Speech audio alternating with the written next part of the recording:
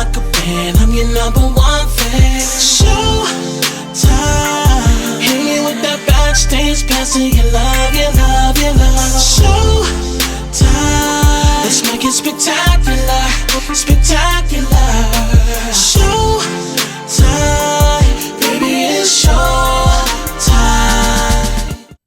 Hard work and dedication, no days off. You gotta go get it, cause they ain't gonna give it to you. We never have our hand out, we have our plan out. We don't ever try to fit in, cause we already stand out. I am your host, Hollywood Mac, and I'm joined by my brother. You already know, man. Rock, T-Rock, Ty Lamar. Just Rock the Rider, whatever you want to call me, man, you know. That's what it is, man. Man, today we got another special guest. He's a husband, a father, a son, a brother, a friend, a graphics designer, and digital communications manager for Say Yes Buffalo, founder and executive producer of Changemakers, owner and chief brand officer of Cruz Control Media. He's a DJ and owner of the Pod Hub, where we film the Vision podcast, and also he's a pillar in the community. Ladies and gentlemen, welcome to the Vision podcast, Jamil Crews. Hey, what's up, man? It's good? weird on this side, dog. Come on, man. Man, I appreciate y'all for having me on, man. Like, obviously, I'm very familiar with the podcast, being on the other side of it, you know, being on the engineering side of it. But, and I love what y'all got going on. I love what y'all got going on with this pod, man. So it's just a blessing to be able to be on this side. I haven't been on this side of the pod. It's been a minute, man. You know, I had my own pod, but I kind of took a step from, you know, in front of the camera so I can produce for other people. Okay. You know, so, but this is dope, man. This is really honor to be here right now. Yes, sir, man. Listen, we appreciate you, man. I wanted to pull you from over on the other side, and you know what I'm saying, because you got a story to tell too, man. Yeah, for sure. I want to give you your flowers, man. You've been doing a lot in the community. You've been doing a lot just in the world, you know, doing different businesses and, you know, just making it happen, man. Yeah, man. Got a lot going on. All good things, you know, all good things. But, you know, I'm just grateful to God, man, just for all the opportunities that's been afforded to me, you know, so. Talk about it, man. Yeah, praise God, man. Absolutely. Well, yo, since we got this special occasion, you know what I'm saying, bringing him back on this side, you Yes, know what sir. I mean? I got to do something that's probably never been done in podcast history, right? Okay. All right, so listen. You know, I'm a silly person. You know what I'm saying? I be at home. I be just, you know, brainstorming about stuff. So I was thinking about, today I want to celebrate a particular group of people who are overlooked, who I feel they move and shake in the community too. They make a lot of things happen. You know what I mean? That's the American crackhead. Now, real talk. Now, I'm going to tell you why. I'm going to tell you why. Think about it. Have you ever thought about this, though? Now, real talk. Have you ever thought about it? Think about it. A lot of people's roofs wouldn't be done. A lot of people's transmissions. No, let's kick it. If we're going to talk, let's talk. Okay. Now, and we all got some in our family. Keep it funky, right? Yeah, for sure. So I was sitting there thinking like, yo, I ain't going to say who, but I got a couple in my family, right? Okay. And I had this thought. Now, this is not scientifically proven. You feel me? But I feel once a crackhead ingests a certain significant amount of crack, I really now follow me though. But listen to me. I really feel like they are invincible. I really feel that they're immortal. I'm gonna break this down to you. So I got a family member. Listen, Listen, I've never seen this ninja cough. I've never seen him sneeze. Yo, listen to me.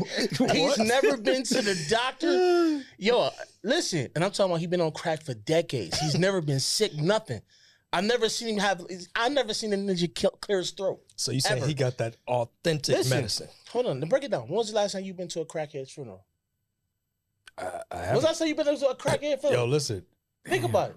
Damn, I don't think I've ever been to one. We all know, I know crackheads who have been on crack. I'm talking about, I seen them when I was a kid, and I see them now. They still on crack, and they old crackheads now. Like, they outliving like 80% of the community. How is that, though? Think about it. Yo, listen. COVID. How many crackheads you heard died from COVID? Zero. Right? How many of them actually got COVID?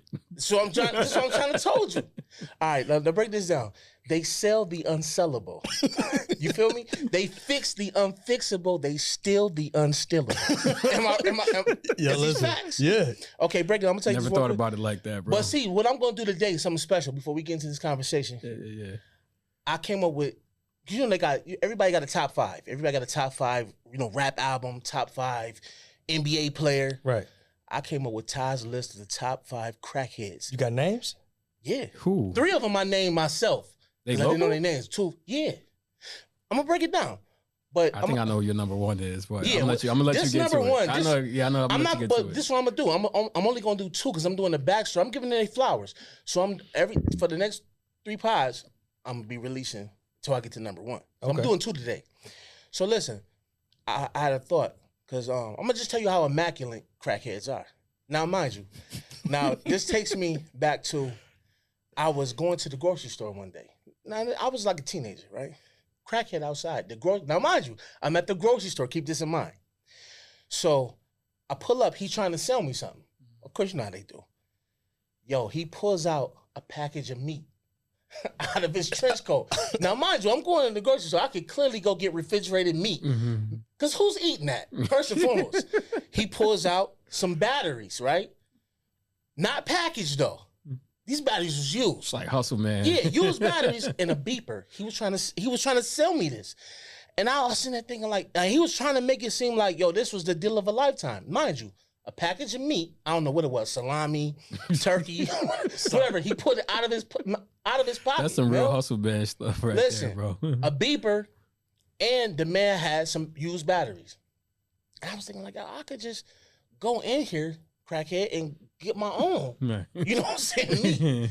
I'm Maybe not it was eating something this. different. Maybe it was something different Who's about eating his. bologna out of a random trench coat? Hey, somebody would. But this is what I'm trying to tell you. They are amazing. So it's these 2 crackheads these 2 crackheads I'm gonna start off with 5 and 4 are absolutely the strangest, most X-File crackheads I've ever known. And I'm telling you, this ain't up for debate. This is my list. I named these 2 crackheads. 3 of the crackheads on this list I named because I didn't know their names. And then 2. My number 1 is probably gonna be everybody number 1. We'll get to that. Yeah. All right. So the first one I'm gonna talk about is Cigarette Butt Man. You know what Cigarette Butt Man is? Listen, I'm gonna tell you. So Cigarette Butt Man lived. I don't even give me a line. I don't even know if he had a house. I don't even know. So basically, you remember I used to be in the singing group. Right. Me, Adam, Dave, Giovanni. Right. Now Adam's family owned an African store on Main Street. That's right near where Kenny's barbershop is now. Oh, okay. Okay. But the African shop was maybe two spots down. Yep, I remember. So that. we used to rehearse there. So one day after school, now Cigarette Butt Man, I would never see him during the winter. Like he was in hibernation or something. He would never come out during the winter. But springtime, he out.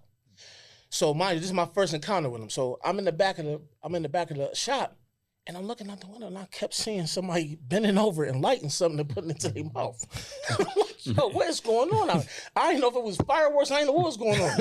So my man Adam was like, now mind you, my man Adam knew his name. Now I thought about this today. I'm at the house. I'm like, how did he know this is his name? Mm-hmm. You know what I'm saying? Because he couldn't talk. Cigarette Butt Man cannot talk. He could only grunt like that's type vibe. He could not communicate regular, like soft and goony. You know what I'm saying? So he go out. Now, mind you, I forgot what Adam said his name was, but so in my mind, this is how the conversation went. Because I went outside. He was like, yo, Adam was like, yo, Cigarette Butt Man, let's tie Cigarette Butt Man. The nigga said, and walked off. Walked off and got back to picking up the cigarette butts. Then I was like, yo, I was sitting back thinking when I came up with this list, I'm like, yo, he had to be the most tortured soul ever. think about this though for 1 second. His whole life was getting up and gathering cigarette butts from already off the ground. What was he doing with the cigarette butts? Smoking them. Smoking them. Smoking what was left. Smoking what was left. And now mind you, most cats is smoking all the way down the filter, so most of his cigarettes was filters. They wasn't even cigarettes. So his whole life was spent like this.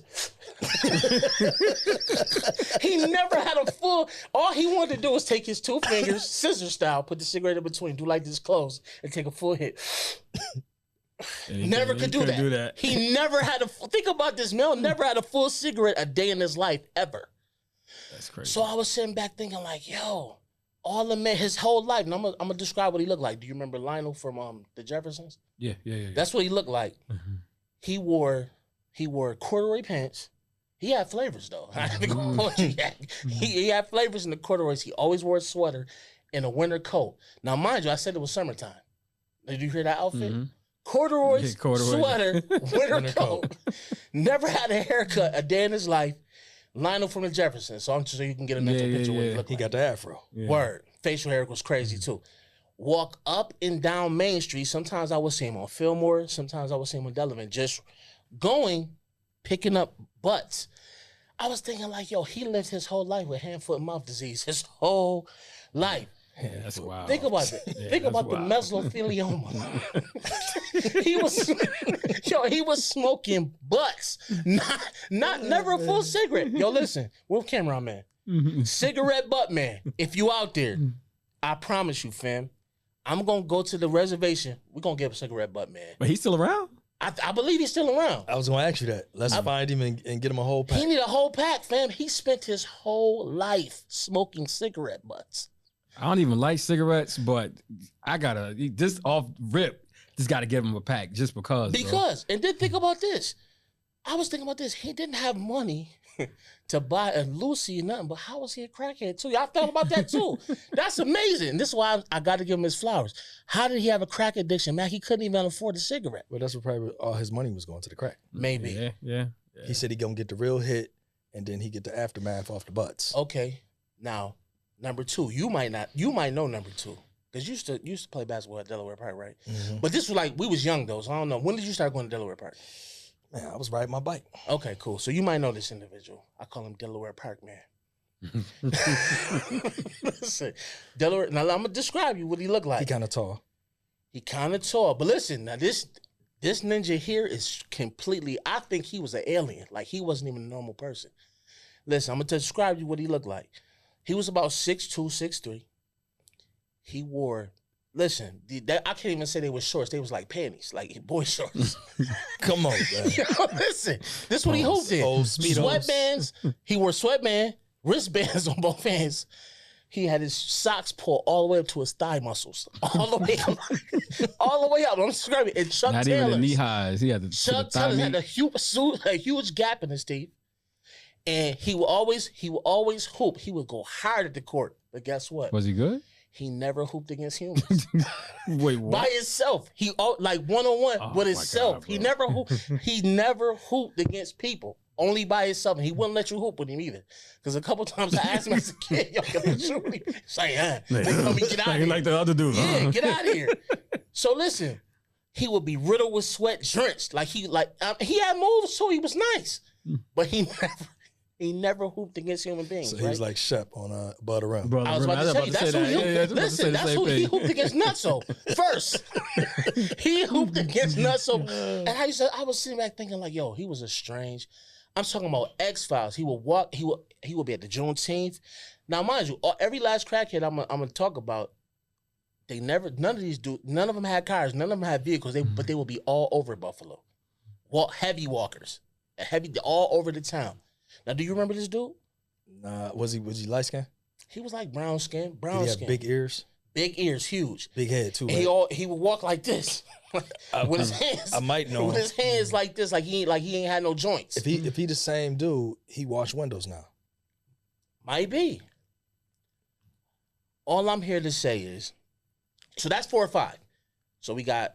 So I don't want to ever lose track. So we had 4, 5 was Cigarette Butt Man. Yeah. 4 Delaware Park Man. And if any of y'all know 3. These individuals, man, I really want to know if they still around. Because a couple of them, when we get to later date, they still around. Mm-hmm. A couple of them. You know what I mean? So what is your thoughts about Craig? You ever thought about that though? You ever thought about some of the things I'm telling you? Think about it. I have not actually. They are pillars in the community. Think about it. I mean, I know there was one that we probably all know. I'm sure this person is probably going to make your list at some point in the later episodes, but definitely was a pillar for a lot of people, you know, which was crazy to me. But you know, I never really thought about it though. I had a cousin that could go in. Now listen, now you know how hard it is. Can you imagine going to Foot Locker and stealing sneakers out the back? She could go in the back, steal sneakers, could steal everything out, including the man. She could steal the whole mannequin out the store. Amazing. That's what I'm saying. They skills are elite. Tell me, you know had a few crackheads do some work at the houses and things of that nature. Shop, clean windows. I was at the dollar store on Delaware last week. So when I go in, the lady already outside with bags. And I'm like, her bags is empty. She had shopping bags, right? So I'm like, okay. It was a long line in there. There's about 12 people in line, one person working. So I'm in the aisle, she pacing back and forth, and then she pick up her cell phone, like, yeah, I'll be there in a minute. Just hold on. So I'm just looking like, I should just give her what I want too and throw it in her bag. So she going aisle to aisle. Now she got 4 full bags. Now I'm like next at the register at this time, and I looked over, and she just walked out the door. I said, wow. Just walk. What about the cat that be coming to the shop with deodorant, toothpaste? You said you ain't bought no toothpaste from the store for how long? 7 years. 7 years. He come. Oh, I know. Yeah, I remember he came in with the deodorant the one time. Yeah. Listen, I remember that. My man, sometimes he come in, pull right up, walk in. What you need? I'm like, what you got? I'm going to the store. What you Taking need? orders. Taking orders. Listen, I give him everything I need. See you in 20 minutes. He come back with all types. Everything. And then a lot of times I'm like, oh man, let me get that. He said, no, that's for somebody else. Like, I'm like, yo, you's immaculate. My man is dude. out there taking orders for people. Yeah, listen, man. Yo. They the real movers and shakers in the community. He not a crackhead though, was he? Nah. Yeah. He just, sure? that's his That's a job. hustle. Yeah. That's his job. That's his job. That's his job, man. He just come and supposed to. spray the chairs down. I'm like, listen, man, stop disinfecting my chairs, bro. They fine, man. You know what I'm saying? Go get you some plastic or something to put it over my chairs. Don't be spraying foreign stuff on my chairs, man. Like, listen, man, this dude is crazy, man. Yeah. All right, That's man. crazy. Well, let's get into this conversation, man. So you know how we do. We got to take it back first. Yeah, for sure. Let's get in the DeLorean, man. Let's go. You know what I mean? You Marty McFly. You know what I'm saying? We're going back. So tell me how was life for you as a young kid, home life? Your mom, dad. Yeah, how was that? yeah. Well, I had a tough upbringing. You know, I was born here in Buffalo. Kind of quick backstory. Born here in Buffalo. Moved to DC when I was a shorty. It was because my mom is from DC. Okay. And my brother, my older brother, is also from DC. His dad is from DC as well. So we was down in DC for a minute. And when we were there early on, it was cool. You know what I mean? We had a bunch of us lived in the house. There's about 9 of us, like both my brothers, my mom, my uncle, my aunt. There was a whole bunch of my cousins. There's a whole bunch of us lived in the house together. I was like Puerto Ricans. Yeah. Seriously, man.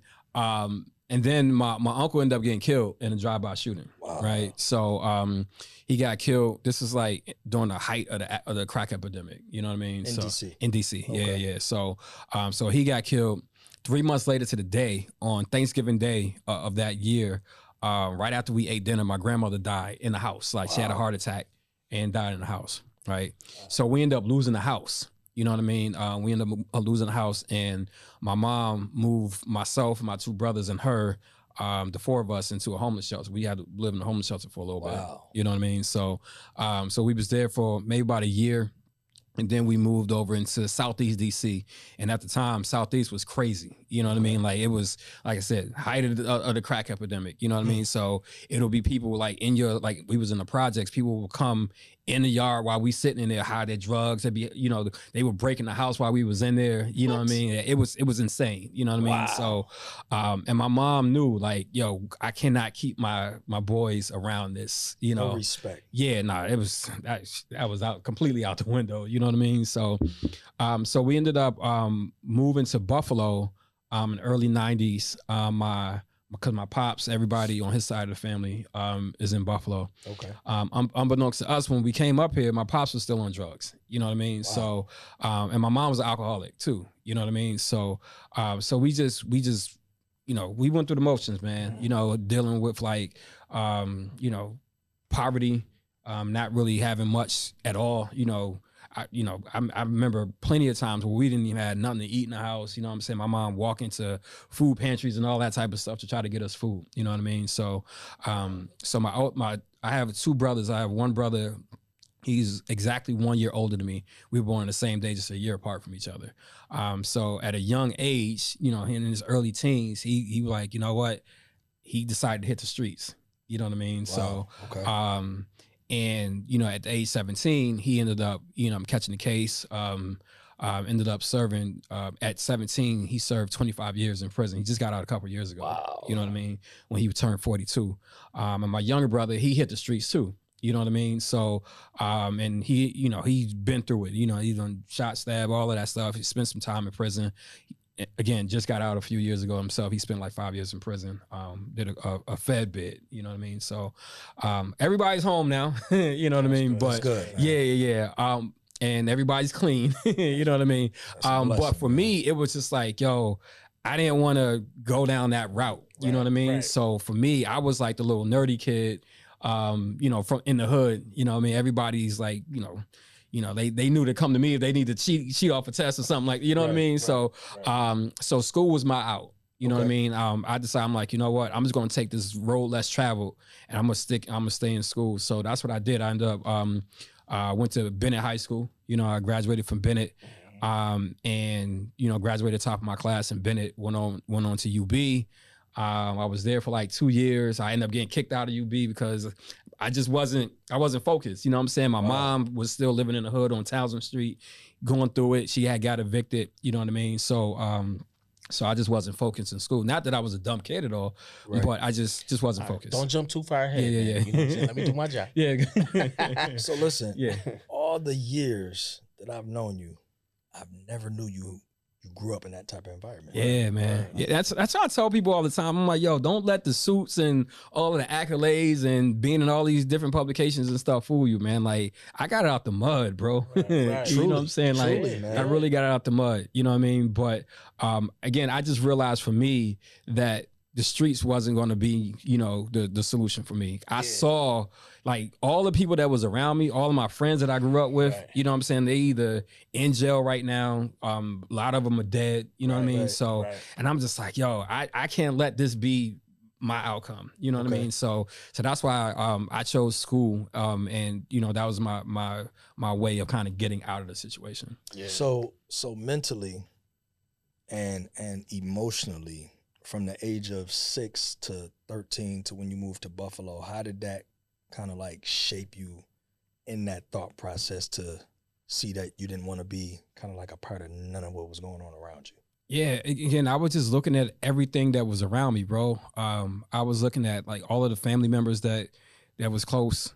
Everybody was either, you know, on drugs or in the streets and things like that. And I'm just like, and I'm just seeing like the destruction and everything. And I'm like, this can't be life, man. You know, I used to spend a lot of time by myself, like when I was younger.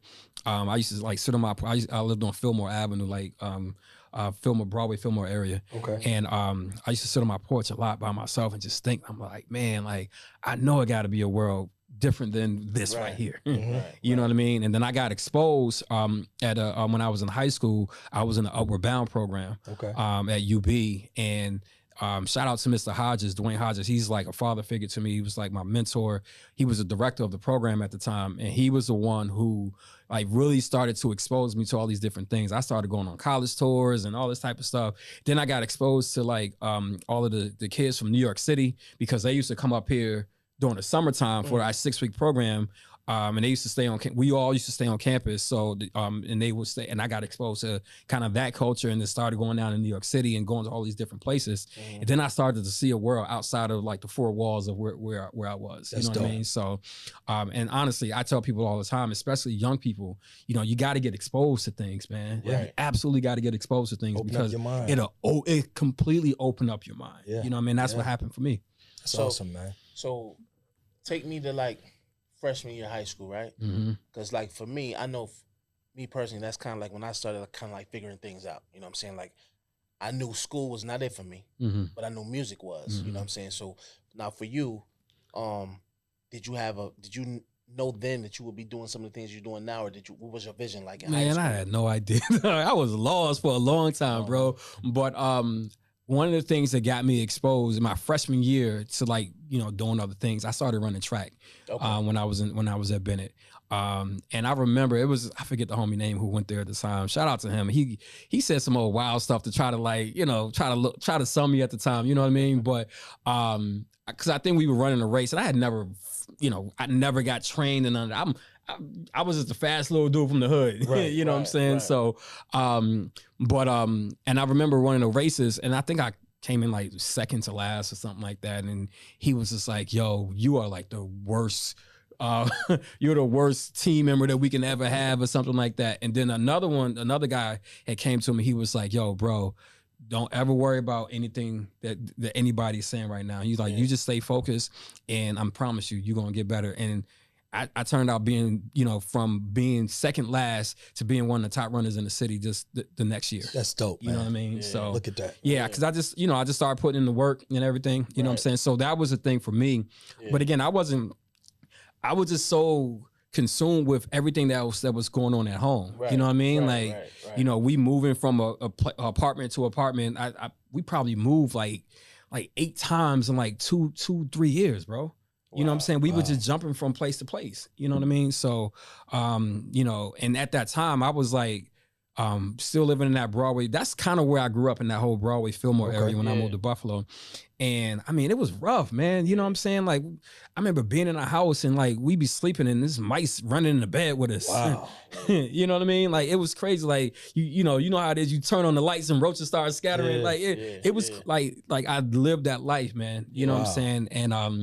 And so yeah, but again, it was just like this focus that I had. I'm like, you know what, Jamil, like when I started to get exposed to things, I'm like, yo, there's a life bigger than this Beyond right here. that, You know what I mean? yeah. And I just stuck to the plan, bro. And here I am. Yeah. So you would say, your upbringing that pretty much put that drive in you. Oh, absolutely, bro. Yeah, it had because that was my motivating factor. Yeah. You know what I mean? Because again, I started seeing my brothers going to prison at a young age. Right. You know what I mean? And like I'm like, yo, this and seeing how my mom, how stressed out she was, and like said, her vice was alcohol, so she just kept turning back to that, and I'm just like, man, like this can't be it, man. So that was my motivating factor. So would you say, with all the chaotic things going on in your life at home, going to school, was that your peace for the day? Man, it was my peace. It was my way of getting fed. You know what I'm saying? Like I literally used to go to school because we ain't had no food at home. You know what I'm saying? Wow. So I was like, I used to love going, and while I was there, I was like, well, I might as well make the most of the time while I'm here. I'm not gonna be a knucklehead because I don't want to get kicked out because I don't want to miss out on this free lunch. You know what I'm saying? So that but yeah. And I was like I said, I was always a smart kid though. You know what I'm saying? I was always like, the one that a lot of people used to come to just to try to, get whatever from. But yeah, man, like that was absolutely, my peace and just like my way of kind of getting away from everything, man. And sometimes I'll be quite honest with you. I used to hate going home, bro. I used to hate going home. You know what I'm saying? You see a lot of stories like that in movies, but you never really know people. Like all this time I knew you, it's like, I'm like, wow. I'm like, it's wowing me right now. Mm-hmm. It's listening to the story, man, is deep. But I'm glad to see where you are now. Yeah. You know what I mean? So it's just It's like, moments like this that make me understand that us doing this, how important it is. But because the average person probably they look at you probably think you had it your whole life, you was good. I get that all the time, bro. And not understanding. That's why we really made this podcast, and because we wanted people to understand. You don't understand. Everybody said, everybody look at you and be like, they want to be where you at, but you don't know my struggle. You don't know what it took for me to get here. absolutely. You know what I mean? People need to hear that because there's somebody out there right now that's probably in them same predicaments that don't think it's no way out. But there is a way out, but it starts in your head. That's why I love talking to, like, going back to these schools and talking to these kids, man. Like, UB brings me back every year to speak to their students. And I love doing that because for a long time I was ashamed to kind of tell a story. You know what I mean? Because I'm like, I don't want nobody to know, all of this crazy stuff that I went through. But I remember one time that I was speaking at UB, maybe about 10 years ago. And I remember, after I got done, it was a line of students just waiting to talk to me because they were just like, yo, I'm like you. I'm like, yo, like, I'm going through the same. This was the students. I'm like, I'm going through the same thing. I've been through the same thing. My parents been through the same thing. Wow. You know what I'm saying? And for me to kind of show them that I was able to make it, and it kind of gave them hope for them to think that, and for them to know that they can make it as well. You know, a couple years ago, and I know we, you know, fast forward. And I want to tell you, know, but let's kick it, man. So like I said, I got kicked out of UB, right? I ended up getting back in, and once I got back in, you know, I was like, I'm focused now, Laser focus. Fast forward to a couple years ago, I actually gave the keynote speech at the graduation for UB. Yeah, I remember you right? got the email. Yeah, you know what I mean? So that was a full circle moment. And I talked about that a lot when I was, you know, in my speech, because I'm like, yo, I'm surprised myself that I was the one who was asked to give the keynote speech at the commencement address. But to know all of those students who was there, who've been through similar situations and, you know, went through the challenges of, like, you know, almost getting kicked out of school or having challenges back at home, and to see somebody like me, somebody like they can relate to, you know what I mean, that they, you know, they can also do it as well. Like, that's what it's about for me, bro. Absolutely, man. Definitely giving back, and I've seen you give back countless times. Yeah. You know what I mean? And I always was like, man, how do you come up with these ideas? And you know, it's just always been amazing and immaculate, man. You know what I'm saying? You got a big heart, bro. I appreciate that. So it always been an inspiration. I appreciate that. I just feel like that, we have to lift as we climb, right? You know, I feel like that I got a responsibility because of what I've been through. Right. I have a responsibility as I continue to ascend to higher heights of success and everything, that I have an obligation to reach that hand back and bring people along with me. Absolutely. You know what I mean? Everybody can't go. I was about to say that. Everybody can't go. Everybody can't go. You know what I mean? Fact, but you know, for those who are ready for it, you know what I mean? Like, yo, let's do this together. Yeah. You know what I mean?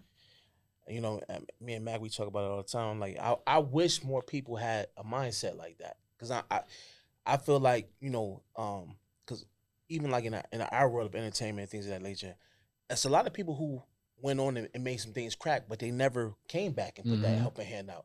Because like I said, I feel like I said it, you know, last pod, I believe, like, you know, Buff is it's a hub. It's a hub for talent. It's a lot. It's a lot of talent here. It's a lot of talent here, but a lot of them don't really know how, or, you know, they need that helping hand to help them get here, and you know, and that's another reason why we created this space, just so people can start hearing. They can start hearing how can I be like Jamil? You know, how can I be like Rock and write songs? Or how can I be like AK Reed and make moves? You know, they need to hear that it's possible. Cause like for me, I remember like remember when Steve and Ted had their group back in the day, True and Dave, Chauncey and them. Yep. I was a young kid, you know what I'm saying? Stevie J used to live around the corner from me. He used to stay on Hurdle. Okay. You know, we used to all play basketball at show and stuff like that. But I used to ride my bike and watch them rehearse in the garage. And that right there, once I seen Steve go on and work with Jodeci and things, it made me realize that it's possible. You know what I mean? They took it from the garage to the main stage. You know what I'm saying? Bro. From producing to Jodeci, Biggie, Mace, Faith, 112. You know what I mean? It's possible. Yeah, absolutely. And then fast forward years later, here I am. I'm writing for 112. I'm doing, you know, I'm working with Angie Stone. I'm doing this and that third. It's possible, but you got to just, you know, you're going to hear a lot of no's. You know what I'm saying? Sometimes you're going, you know what I'm saying? Doors is going to shut on you. But you gotta, you gotta be persistent. That tunnel vision, you know what I'm saying? And people need to hear that, because a lot of people look at the shiny things on TV. They see the necklaces, the Benzes, and all this stuff, and they don't understand that it takes a lot of hard work to get that, and all of that is smoke and mirrors too, because it's business first. It's the music business for a reason. Right. You know what I mean? But a lot of people don't see that part. They just see the shiny things, and they want to, you know, and a lot of those dudes behind those desks, they're waiting for a hungry, ignorant person to take advantage of. So they need to hear people like you talk about, yo, it's about smarts. Don't be no fool. Learn how to read that contract. Get you a lawyer. You know what I mean? You got to be smart. It's not, you know, me coming up, it was never really quote unquote the cool thing to be smart. It was cool to be stupid. Yeah, for you know what I'm saying? They encourage you to be stupid, because it was cool to skip school. It was cool to, you know what I'm saying? Yeah. And we just had the conversation like, yo, people, we know cats that we went to school with, and I ain't gonna say no names and nothing like that. Cats is like approaching 50 years old, going to jail now. Like That's crazy. I said, yo, that's wild. you're wasting your. I said it on I made a video about it on my Facebook page. Like, don't waste your OG. Like, it's a beautiful thing to get to the OG status. You're wasting it by going to jail at 50. Right. Like that, you lost that life. When you really won, you won to make it out of like the conditions you just described, coming out of these rural environments where shooting is going on and drug addicts and all this stuff going on around you. To make it out of that, to get to 50, to go to jail is absolutely nasty work. Yeah. That is when nasty I lived in the work, hood, man. it was a lot of boys who was like up and they had it, and then it was just like they went to jail, did some time, came home to book bags in the bus. And I was like, yo, what happened? And then a lot of them, they lived in their grandmother's houses, which means the houses was already paid for, and you did nothing with the house. You didn't remodel it. Y'all just turned it into a trap house, and you live in there. And I'm just like, yo, y'all letting everything just go down to shambles. Bro, It's backwards. People have to understand that life, it leads to nowhere fast, right? Right. Because I remember this one dude who was around the way, big time drug dealer. Everybody, and he used to get he was the one who got my brother, got him involved in everything. Everybody looked up to this dude. He was like the smooth dude, dark, big muscle dude and all that. You know what I'm saying? Just smooth talking, all of that type of stuff, right? Got all the girls and all of that, and. Like I said, he got my brother all caught up in it or whatever. And fast forward to maybe I was still working in government at the time at the mayor's office. So this had to be maybe about 6 years ago or so. Okay. I'm leaving City Hall, and I'm looking, and I see the circle in City Hall, like Niagara Square, and it was a lot of stuff going on out there, and I just see some dude just I'm just like, and I'm looking at this dude. I'm like, yo, is this?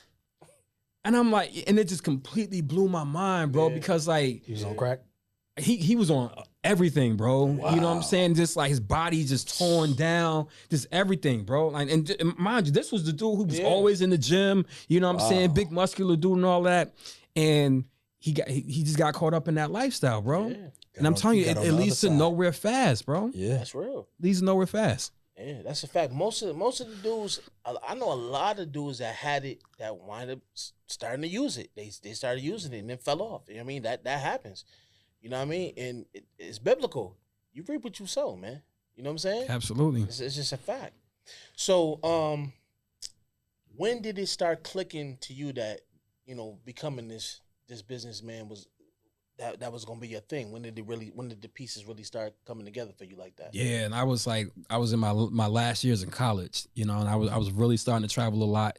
I was in New York City a lot, you know what I mean? Because you couldn't tell me that I wasn't moving down to New York City, you know what I mean? So, so I was literally there. I was driving there every month. I ain't gonna lie, not to interrupt, but I thought you was from the city because the Everybody way you dress, say that, yeah. your swag. Because I'm big on clothes. Yeah, I used to always say, I'm like, yo, and Maggie used to be like, we used to call you Spike Lee. You know what I'm saying?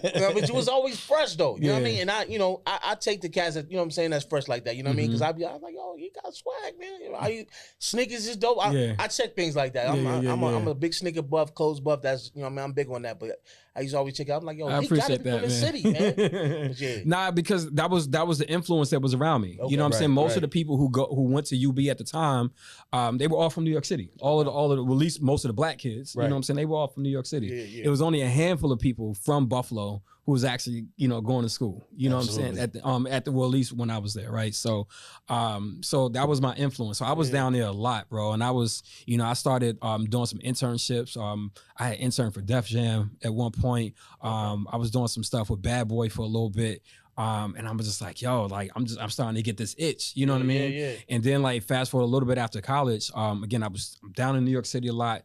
I started writing for this magazine. It was a startup fashion magazine called Exude, and I was writing for them, and I was the marketing director for them as well, right? So, and that really started to open me up, man. So I'm at New York Fashion Week, like not the little side shows. I'm like the major, like the big real joints. ones. You know what I'm saying? So I'm on the red carpet and all of that, doing all of these things, and Then I started getting involved with like BET and all this type of stuff. And bro, that's when it really just took off for me. And I was like, you know what?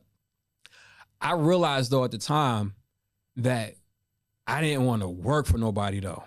You know what I mean? Right. Yeah, I didn't, because I'm like, okay, I'm doing this, you know, I always wanted to work in this media space, and I'm just like, yo, I'm just not, I'm not a corporate dude, bro. Right. I'm just not. You know what I'm saying? right. So I was like, that's why I started writing for the magazine. I started doing these other things, and I started freelancing.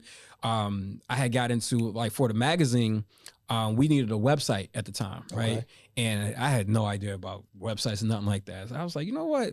I'm a little techie, you know what I'm saying? Let me try this thing. So I designed the first website for it, and it was absolute trash, bro. Wow. It was absolute trash. But I love the process of creating, right? So I didn't go to school for any of it. It was self-taught, bro. Self-taught, YouTube University.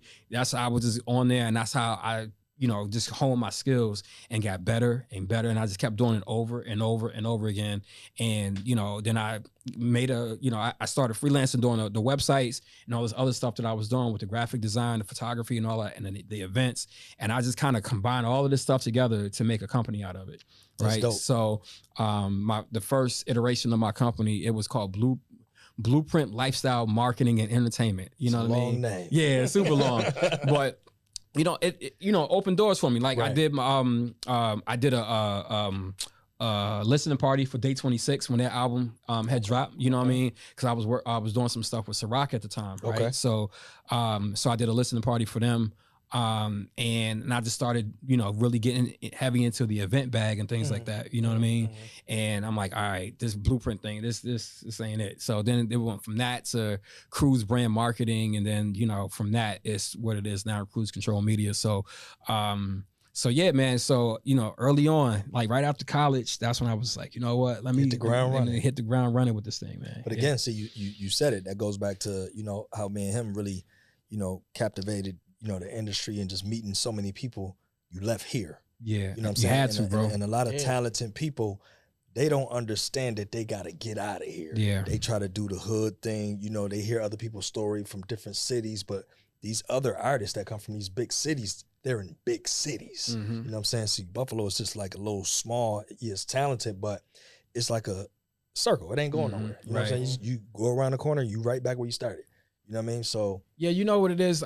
I love Buffalo. I do.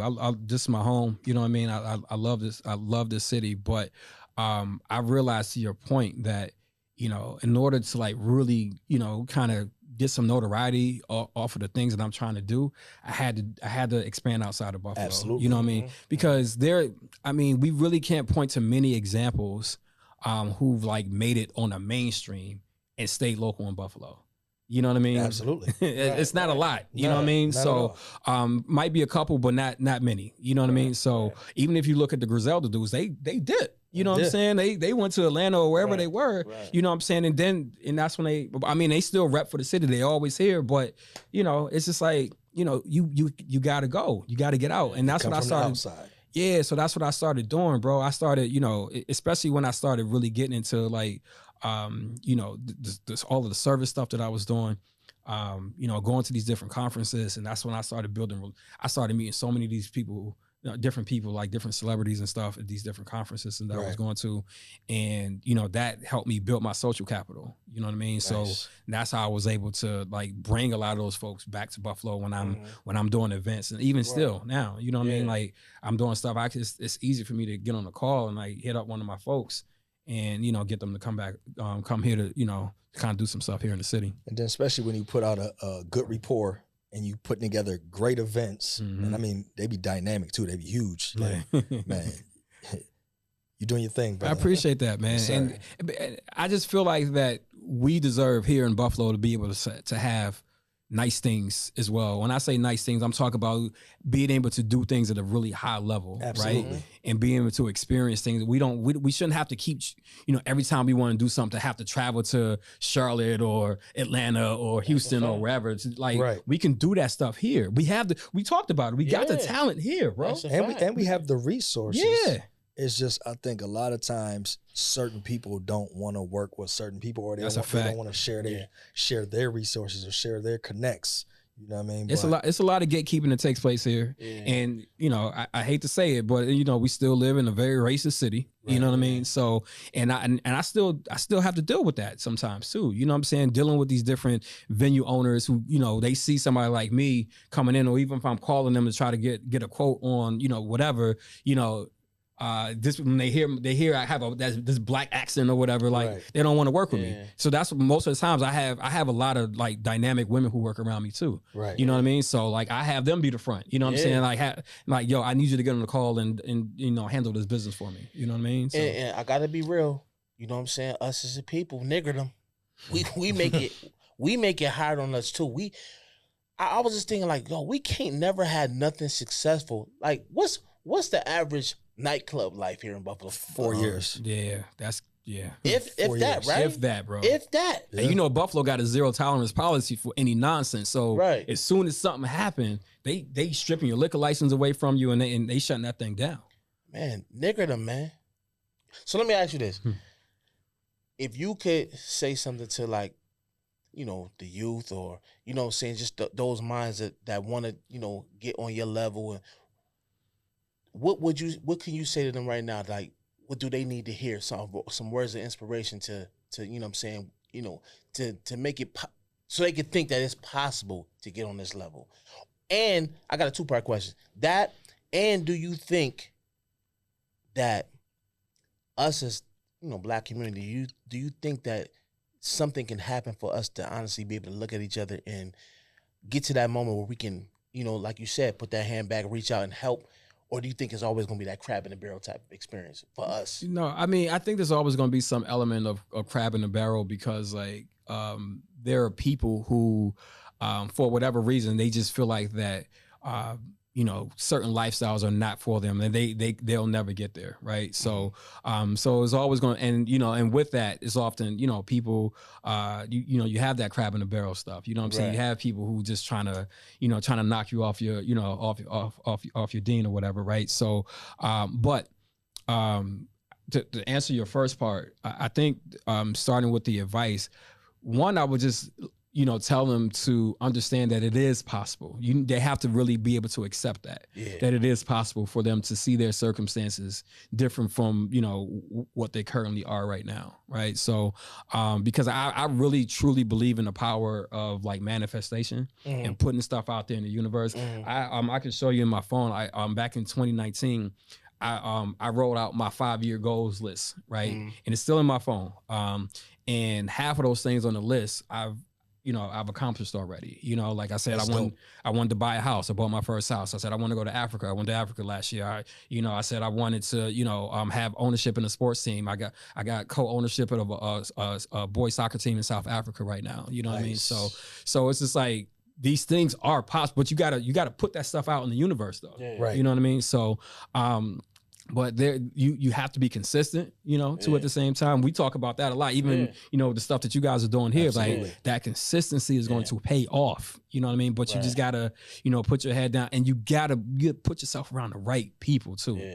You gotta put yourself around the right people because, like, one of the hardest things that I had to do coming up was I had to detach myself from a lot of my family members. Yeah. Absolutely, I had to. Because at the time, and again, we everything good now. I want to put that disclaimer out there, but at the time, things wasn't so good. You know what I mean? So, and I'm like, if people, weren't aligned with where I was trying to go and the vision that I had for my life, if there was no alignment there, I just had to separate myself from you. You know what I mean? I'm like, we'll come back. We revisit this thing later on, you know what I'm saying? But I'm like, I had to separate myself from people. And that was one of the hardest decisions I had to make. You know what I mean? You used to it. You know what I mean? And it's family. You know what I mean? So a lot of times when people are going up, they still taking their family with them, but their family is holding them back. It's a lot of weight on you. You know what I'm saying? It's making it harder for you to get there. But if you just let them go and you get there faster, and if it's in your heart for them to receive where you at, then you got to do it. But, everybody can't carry dead weight at all. We talk about that all the time. All the time. Got to trim the fat, man. Yeah. You know what I'm saying? Yeah, for sure. For sure. Anything else you want to ask? Yeah, so with all of that you went through from the beginning to present, what does vision mean to you today? Vision for me is being able to see things that others can't see. Is being able to see things in other people that they necessarily can't see for themselves. Like you did for us. Right. Yeah, let's tell that story real quick about this podcast. So, Mac had came to me. It was like, yo, I want to get tired on your podcast at the time. And I was like, all right, bet, whatever. You know what I'm saying? Come through. So they came through the studio and we sitting here talking and I'm just like, as we're talking, I'm like, I don't think, him coming on my pod, I don't know how impactful that's really going to be. Right. You know what I'm saying? Right. I think it would be better if y'all were to try to start one together. Right. You know what I mean? Because y'all have a dynamic, y'all have a relationship, y'all have a brotherhood that goes back to when y'all was kids. Yeah. Right, You know what I'm saying? Y'all got stories. Y'all had, y'all were on top with each other. Y'all paused. Y'all was y'all had fallouts, and y'all came back together. That's a You know what I'm fact, saying? yeah.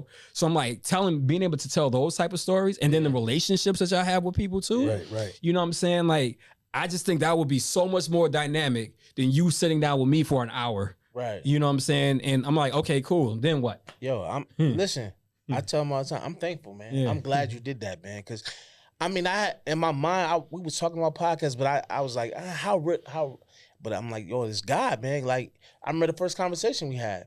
I just felt that synergy then, you know what I mean? And you was telling me, you was like, yo, this sounds good, man. I think you should really, you know what I mean?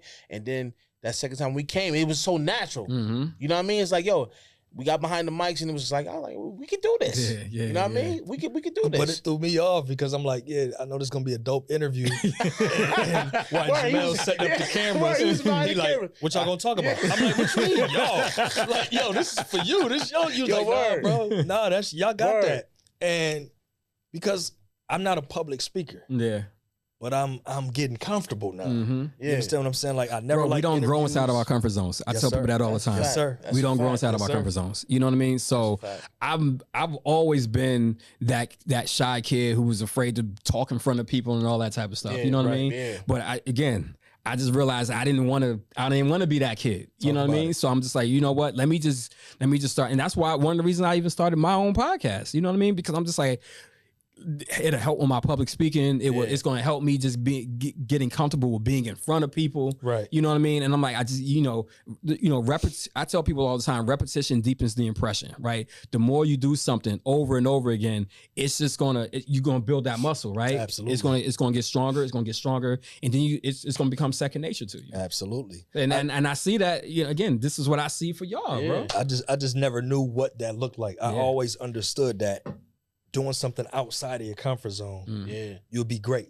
You know what I'm saying? You come outside that box, but I just didn't know what it was. You know what I mean? And it was just like, man, you pushed me in the water. I had to tread it, man. Yeah, you better start swimming, bro, because I ain't coming to save you. I'm like, oh, man. But, I'm definitely grateful. Each pod, we getting better, too. I can see it. It's getting better.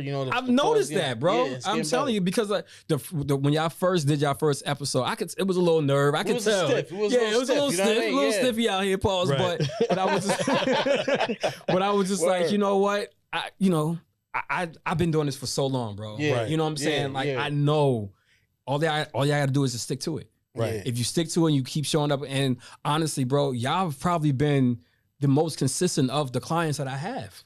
That's dope. Y'all been, and what's this like? It's gonna be like episode 10 or something like that. It's 9, right? 9. Yep, Y'all been the most consistent since y'all started, bro. Y'all every week. Yeah. Showing up an hour early. Let's go. We ready to work, because of you, we booked out till May. Yeah, man. bro. It's real. That's come on. That's what I'm talking about. Listen, for real, man. We gonna talking about, man. You know what I'm saying? We gonna own Mondays, man. And Mondays used to be my day. You know what I'm saying? I used to record on Mondays. You know what I'm saying? But I was like, you know what? I'm gonna let these guys have it, man. Yes, sir, man. So I gotta ask you this. So how is it? I know you ripping and running. You doing so many things. How is it being husband, right? Mm-hmm. Father, right? Mm-hmm. How that balance? How do you balance all of that? And just being able to have a great partner who understands the lifestyle. My wife is a full-time entrepreneur as well. Okay. She's been full-time. She owns a spa. She's been full-time for 11 years now, almost. You know what I mean? So no, I think this is her 10th year right now. So so she understands it. You know what I mean? And she sees the vision that I have for not only just for myself, but for my family. You know what I mean? So, because all these things that I'm doing, I'm not doing, you know, I want to be able to, like, you know, I'm in my mid 40s now, man. I want to be able to at some point start to slow down a little bit and then like raise my son and have him be able to take over this stuff. You know what I mean? So, you plan on having more?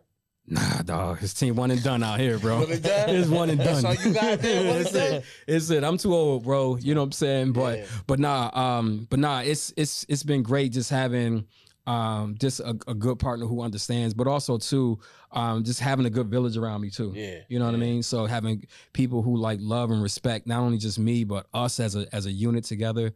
Ever since my son was born a couple of years ago, man, like I'm telling you, like I've seen like this.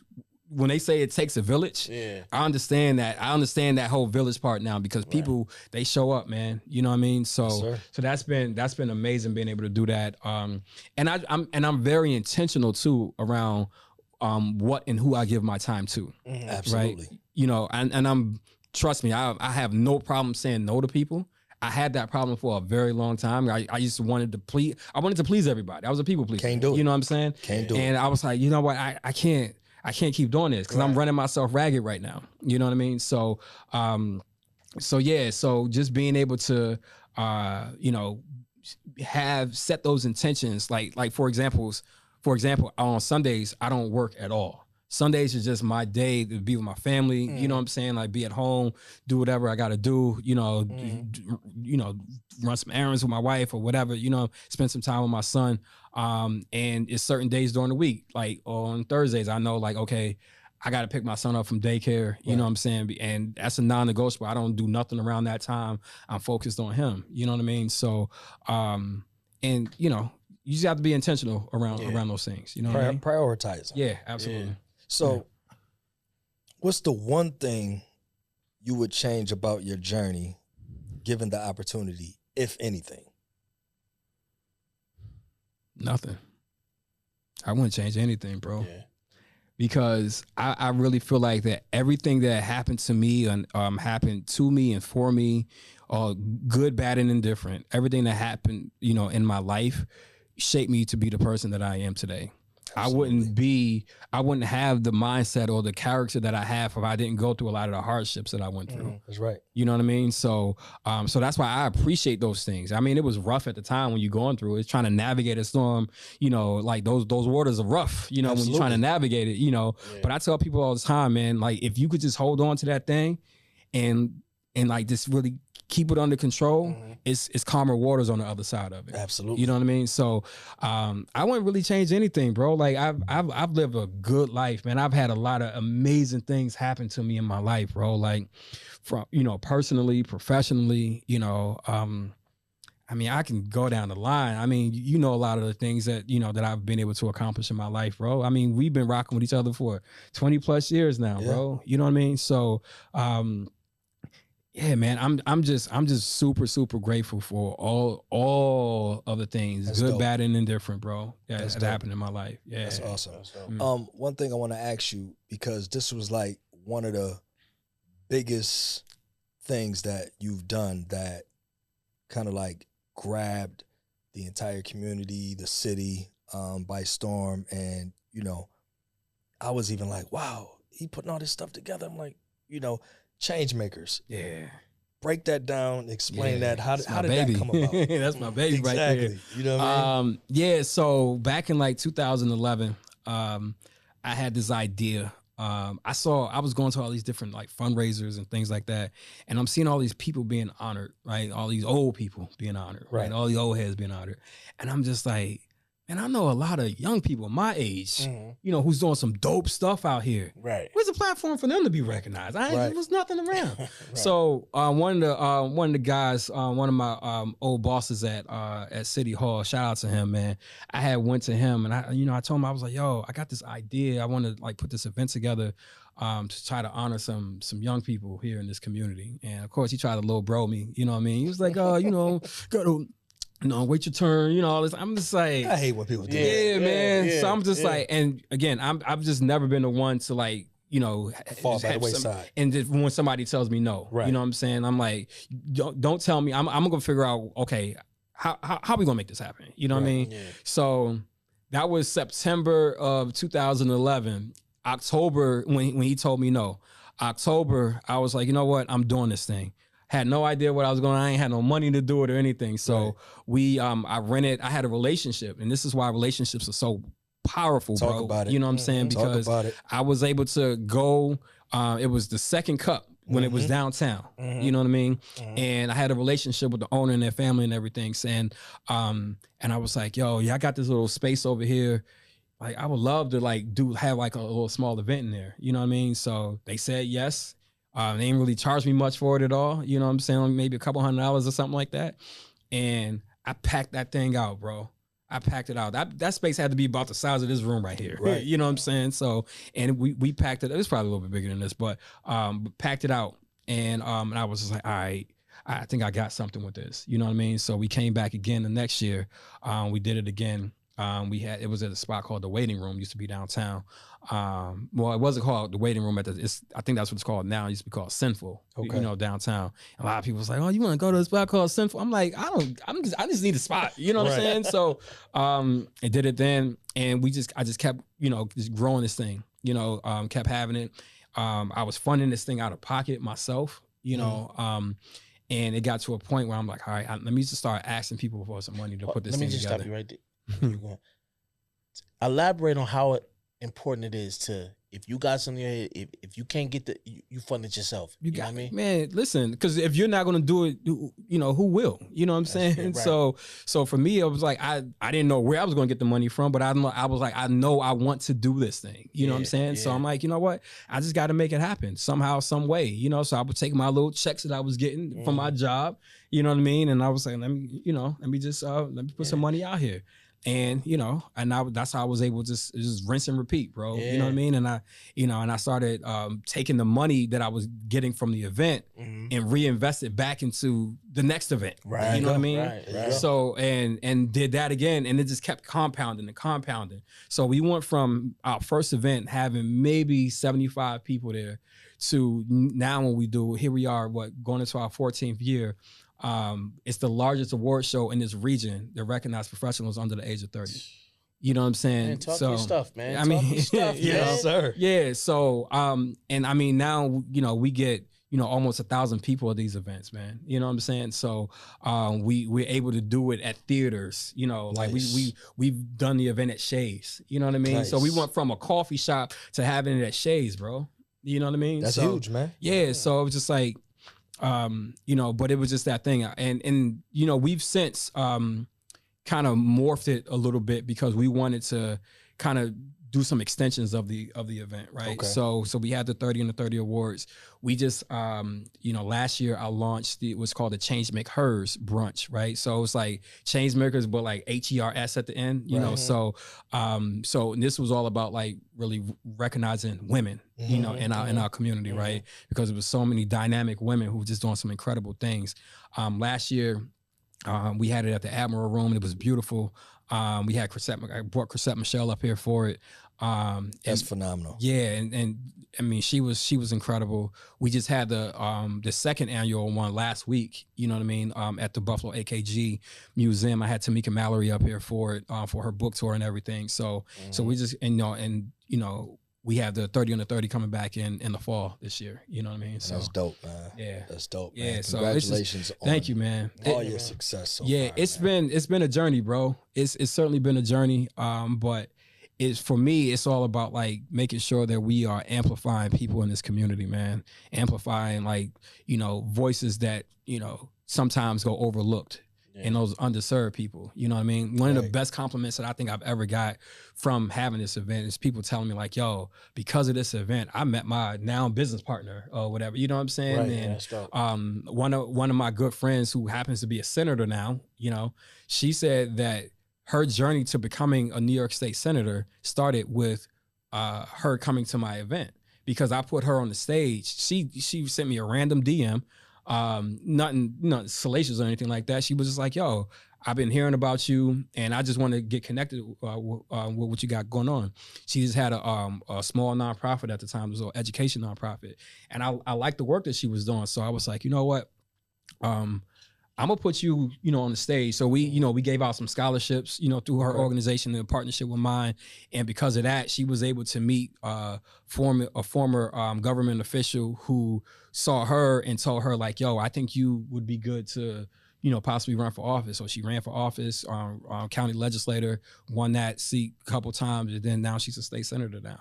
Man, I was just having a conversation with her last week and she was just like, yo, Jamil, it's because of you where I'm at right now. You a change maker. Yeah, Come on, man. I'm trying to be, bro. Listen, So let me that ask was you a this. good name, good dynamic, man. Yeah. If somebody come up to you and they ask you, what are the top 5 things, the most important things that they need to do in starting a business, what would you tell them?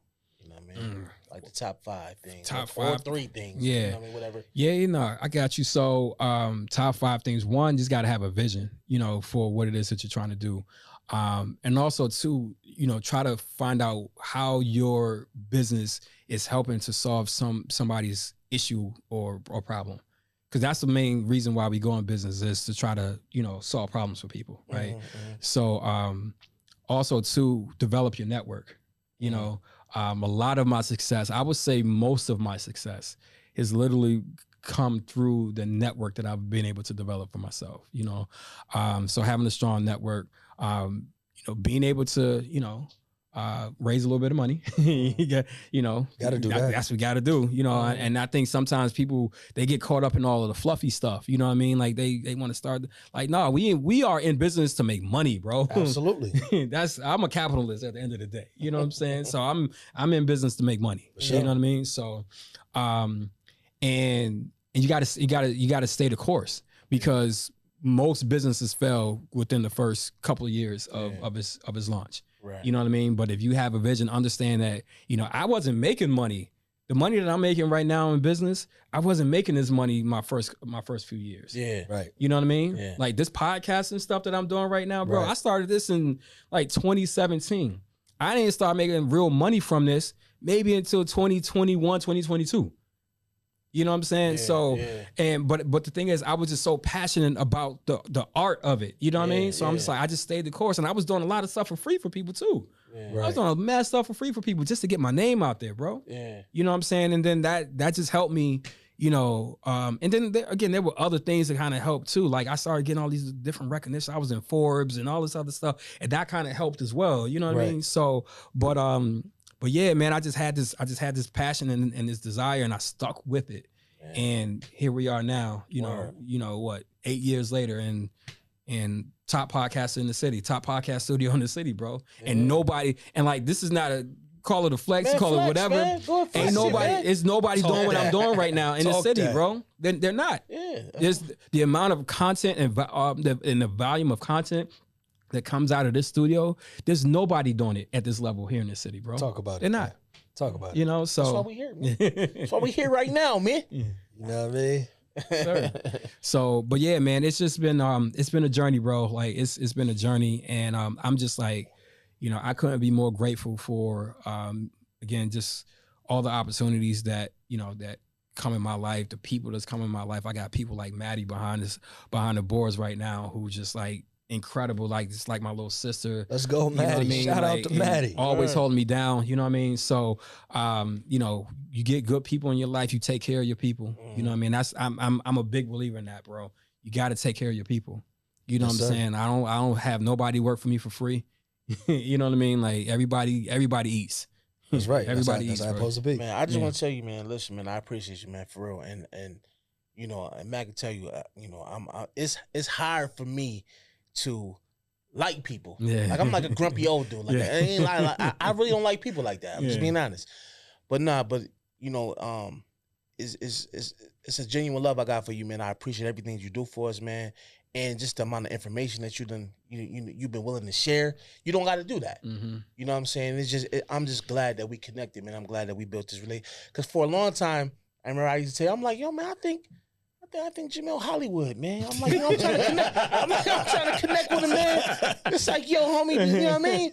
But then, I think it was that conversation, because me and you never really had a chance to really, I know a lot of people probably come at you, want to do things, but I know, because I'm like that. I gotta like see where you at, and I think when we had that conversation, he was finally able to see that I'm serious. And I'm pretty sure I told you things that you didn't know about me. Yeah, you know, absolutely. just like things I didn't know about you. You know what I mean? And it's like once we made that connection, it's been real, man. I'm glad that we finally got a chance. You know what I'm saying? Because everything is in God's timing. Yeah, everything is timing, man. You know, like it's for me, bro. It's just like again, this goes back to that intentionality piece that I was talking about, right? I want to be really intentional about the relationships that I have too. Absolutely. Right. Yeah. Because, people will always try to, they see what you have going on and they just want to be attached to it and they try to pillage, and take things, just for their benefit. And I've had that happen to me before. It's so many people that I put on, so many people that I've done things for, bro. I stand with now, you. since we start, listen, we just talk about this. So many people are calling out the woodwork now. Yeah. Yo, can we be on the Really? Yeah. Where was you at when we was shooting in the gym? Right. Now you want to be on the pod now. We don't mind. Come on down. Come on. They just playing 2K. Right. But that's and again, people, I've heard that before about myself. People think that I'm Hollywood, I'm this, I'm that, or whatever. No, but I'm you're like, not though. You're not. I'm probably one of the coolest people that you ever meet. No, Bro. that's a fact. You know what I'm saying? Like, and I'm willing to give whatever I have. Yeah. You know what I mean? Like we was having the conversation. It was stuff that I typically charge people top dollar for, and I'm just giving it to y'all. You know what I'm saying? Because I believe in y'all, bro. Yes, sir. I believe in you. I see the vision. I see the vision, bro. Yes, sir. Come on, You know man. what I'm saying? Come So on. it's just like, yo, what point would it be for me to gatekeep this information that I Right. have when I can give it to y'all and help y'all get out there? Yeah. What y'all got Absolutely. going on? Yes, You know what I absolutely, mean? man. Yeah. I think a lot of people don't really know you. You know what I'm saying? They just see certain things that you do, but because, you know what I'm saying, I got a relationship with you, like I had to defend you so many times. I said, yo, man. Like so many people was like, yo, man, Jamil, man, I've been calling you man. What's up with your man? I said, bro, I said, you busy, right? He said, yeah. I said, you be shutting things down too, right? He said, yeah. I said, all right then. I said, listen, man, reach out to him. He get back to you. You know what I'm saying? Just be patient. I said, man, the brother does a lot of things, man. Yeah. But, sitting here talking to you, a whole lot more things came out that I didn't know you do, that I didn't know you did. But, man, you got a hell of a resume, man. You know what I'm saying? Man, I But appreciate it, I bro. just think like people want what they want When they want it. Yeah. You know what I'm When saying? they want it. And it's just like, you Yeah. got to be patient, man. You know what I'm saying? And it's just like, when the shoe is on the other foot, they be like, yo, man, I've been mad busy. Oh, man, I've been meaning to call you. Like, bro, I called you 3 months ago. What you mean you been meaning to call me, man? You ain't see it? You know what I'm saying? So it's Right, just like, right. you don't see that for somebody else, but it got to work for you. No, it got to go both ways. And for me, I don't trip about like if I'm trying to reach out or connect with somebody and they don't get back to me right away, man, I don't trip about that stuff because I know people got stuff going on, bro. right. You know what I'm saying? So, and I would hope that people will have like, that that same respect, and they want to give that out. But unfortunately, that people have like this crazy sense of entitlement sometimes too. All the time. You know what I All mean? the time. So, All the and I'm time. just like, and again, I don't F your feelings, bro. You know what I'm saying? Like For real. I really don't care. You know what I'm saying? So He said it. F words your feelings, man. but and Get I, out of 'em. and I say that respectfully, you know what I mean? Respectfully. But at the end of the day, like I'm willing to give, what I have up here, like resources that I have, just to try to help other. That's my purpose in life right now, bro. Like my purpose is to be a servant. Yes, sir. That's why God put me on this planet. Talk about is it, to man. serve other people. Talk about You know it. what I mean? on. And if I don't serve you in the way in which you want to be served, sorry, you know what I'm saying? Word. But there's a lot of people out here, Yeah. you know what I'm saying, who will appreciate, what I'm able to bring, Right. to them. Absolutely. So like, it is what it is. So let me man. ask you, what is it that something that what's the thing that you haven't done yet that you want to do? Is there some things that you know what I mean? What's that? You got a big idea that you Yeah. Okay, Yeah. okay. Get to that first milli, bro. Okay.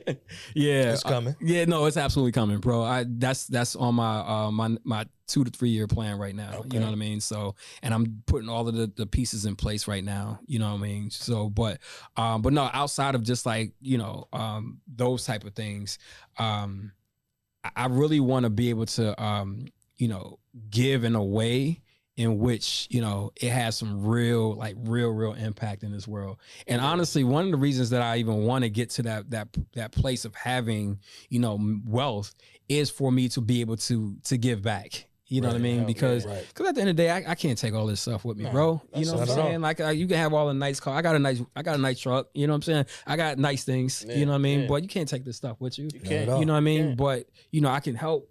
You know, these young people that's out here that's looking for, you know, their next their come up or whatever. You know what I'm saying? So let me try to pour into these people, and sometimes you just need resources for that. You know what I mean? So have you ever thought about like doing a mentorship kind of program to mentor the youth or anything? Yeah, like for sure, absolutely. You know, that's actually on one of my on my goal list. You know what I mean? Is to start something, but. Part of the reason that I haven't done it yet, though, is because I'm like, why start something when it's already so many programs that currently exist out here? And I think oftentimes, you know, we kind of get in our own way because we want to be the face of it. We want to, you know, I'm like, I don't care. I just want to make sure that, you know, that the impact is felt. You're helping somebody. You know what I'm saying? And I'm helping somebody. Yeah.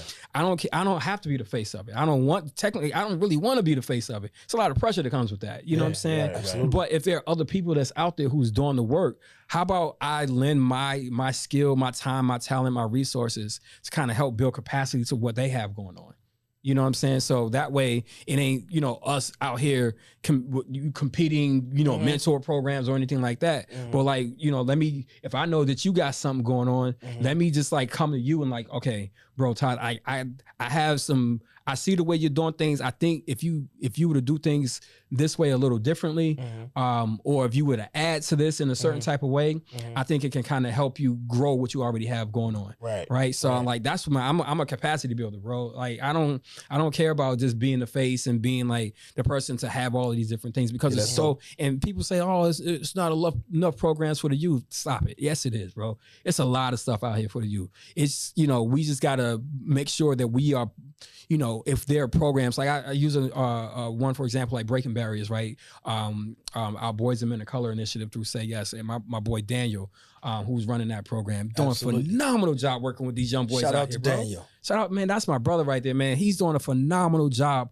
working with these. So what we need to do, like if you like, let's say you want to do like a songwriting workshop or something like that, take it to Breaking Barriers and do it. You know what I'm saying? Like, I want to get involved. Yeah, with yo, we can absolutely do that, bro. Yeah. Like even when we did when we started doing the barbershop talks and stuff, I'm like, yo, let's bring it to Rachel Sharp. Man, you know what I'm saying? That. And we was doing stuff, you know, had the round table, all of these black men in there. You know what I'm saying? I'm like, yo, that's how we build capacity, y'all. Absolutely. Everybody's just trying to work in their own silos and stuff. Like, we got to cut that out, bro. We won't get far with that. Yeah. Absolutely, man. Absolutely. You know, what was it like working with the mayor, if that's something you want to talk about? Yeah, and I don't mind talking about it. The NDA is over with now, bro. Right. You know what I'm saying? But nah, it was a great experience. It was. Shout out to our former mayor now. But he gave me my first like real big boy job. You know what I mean? Okay. So I was a program manager. I worked in different capacities when I was working in his office, but when I started there, I was a program manager in citizen services. So I was doing a lot of the constituent relationship stuff with the city. And then I, you know, went to community service and I was working there for a while and left the mayor's office for a little bit. You know, because this lady at the time, shout out to her, she threw a bag at me and was like, I want you to come work for me. And I lasted 2 months. I quit. I was like, yo, she crazy, dog. You know what I'm saying? Like, it was crazy. I was like, I can't do this. She was paying you to deal with her BS. Yeah, bro. Like, she had me doing all types of stuff because I thought I was supposed to be like her executive assistant. And it turned out I was like her personal assistant, like at home, like folding her laundry and all this. I'm like, she said, I'm gonna make you my little errand boy. That's like, exactly what it was, like, bro. Miss Eloise. Yeah, yo, that's exactly what it was, dog. Wow. So so the mayor, he had came to me and was like, yo, there's an opportunity. I want you to come back to City Hall. So that's when I started working in the communications department. And I would say this, while we had some challenges working there, while I would say I had some challenges working there, I think me working, especially in that communication space, excuse me, it set me up for everything that I'm doing right now. you know, in this in with the business and everything. Awesome. You know what I mean? Because I learned a lot. That's dope. Because like, you know, working in government, bro, like it's fast paced, it's cutthroat, you know what I mean? Like, Absolutely. you know, so it really set me up to be able to do what I'm doing right now. But it you know, we had some good days, we had some bad days, you know. There were times that me and him, we kind of bumped heads a little bit, you know what I mean? And I think the challenge that they had with me is that I was the guy who wasn't afraid to hold my tongue, bro. Absolutely. You know what I'm saying? I'm Speak like, your mind. I'm gonna speak my mind. And, you know, and I was looked at sometimes, somebody told me, I was like, I wasn't the team player because I wasn't just kind of going with the, you know, get along, you know what I'm saying? Right. I'm like, that's just not who I am, bro. Mhm. You know, there's a certain level of integrity and everything that I often carry myself with. So You wasn't kissing apples, man. not at all, bro. Yeah. Not at all. And but overall, I love the impact that we were able to make during my time working in the city. You know what I mean? Like we did some incredible things, and putting Buffalo in a spotlight even on a national level. You know, we were doing a lot of work that we were doing. You know, and there was a lot of it was spearheaded by me. You know what I mean? So That's dope. and then I had some great people around me too while I was here, and people that I still have relationships now to this day that I'm probably always gonna have relationships with. So but shout out to him, man. Like I know he's doing some other things now, and but it was an interesting journey, but you know it really kind of helped shape me to who I am today. Excuse me. No doubt, man. Shout out to Byron Brown, man. Yeah. All right, man. Well, coming to the end, man. Man, let everybody know where they can tap in with you at, man. You know. So, Yeah, for sure, man. You can follow me on Instagram at Jamil Crews. All things Jamil Crews across the social media spectrum: LinkedIn, Facebook, Instagram. You know, Pod Hub. You know, we're doing some amazing things over here. We are expanding the Pod Hub as well. So Let's go. so the Pod Hub, you know, when we started it a few years ago, it was started just as a production company, right? Just we doing podcast production. Okay. Right? So, but now we're really getting into the space of podcast advertising as well. So, the next iteration of the Pod Hub is called Pod Hub Plus, right? Okay. And we have, podcast advertising where we're connecting, you know, these blue chip advertisers, these big brands to content creators like yourself, like yourselves. You know what I mean? So I really want to be able to make sure that the people who are creating content out of this space are being able to monetize their work. You know what I mean? So Let's go. So that's like the next iteration of the Pod Hub, and then we got some dope things. I wrote my first children's book that's coming out next month. Come on, man. Congratulations, man. Yeah, I wrote my first children's book. So I got inspired, obviously, when my son was born a couple of years ago. I started writing it then. Kids will change your life, won't they? Man, listen. So when I went to Africa last year, I went to Ghana. I met this. We were out there and we were doing like we were helping build some water wells out there, right? Okay.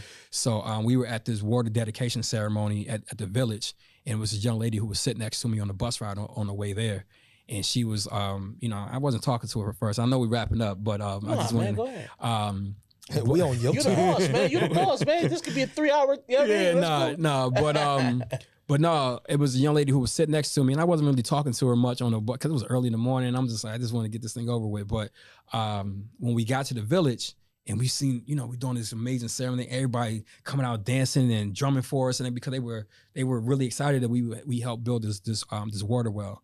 So I'm on a high, you know what I'm saying? And on the way back, I'm striking up a conversation with anybody who wanted to talk to me, you know what I mean? Right. So, and she was sitting next to me on the way back too. So I was telling her about what I do. And I was like, yeah. She told me, she was like, yeah, I publish children's books and things like that. I'm like, that's crazy, because I was like, I wrote a children's book and I had it in my phone, because I wrote it in my phone. I never did anything with it. It was right after my son was born. So I was, and I showed it to her, and she was just like, she was like, Jamil, this is incredible. Like, you got to do something with this. I'm like, I don't know the first thing about what to do with it. Mm-hmm. So she told me she had the children's book. She has a publishing company, and she had an illustration company as well. She was like, maybe we can kind of partner, because she was looking to kind of get into podcasting. So I was like, listen, I'll purchase podcast equipment for you, and I'll ship it over there if you help me with this book. You know what I mean? Right. And that's what I did. I purchased some podcast equipment, shipped it over to Ghana. She helped me published the book, and I just announced that the book is done. The pre-order will be out this week. Man, congratulations! Yeah, man. thank you. Congrats, and man, I'm for releasing it on my son's birthday next month. Oh, You know that's what I mean? awesome, So man. on his third birthday. That's awesome, yeah. man. See what happens when you open up your mind. You ain't feel like talking. Yeah, and what right. you needed was sitting right next to you. Right the next whole to me, time. bro. The whole time, The whole bro. time. You know what I'm saying? So yeah, Oh, we got that. So yeah, children's book, Pod Hub, cruisecontrolmedia.com, CREWS controlmedia.com. That's the parent company to everything that we have going on. Nice. And yeah, man, and just like shout out to y'all, man. Y'all doing some amazing things. Again, we talked about this. I absolutely love the dynamic between the two of y'all, man. Man, Like I appreciate that. this is one of them ones, bro. Appreciate This is that, one of them brother. ones for sure. Appreciate You know what I'm that, saying? man. So, and Appreciate we, I think as long as we stick together, man, like we're gonna do some amazing things together, That's a bro. Yes, sir. Let's go. Yeah. Let's That's go. a fact. Let's Yes, get it. sir. TylerMar.com. You already know. The last album is on there right now. Balance for the Kingdom, Part 1. Part 2 is gonna be out on the 26th. I'm having a little listening event on the 21st.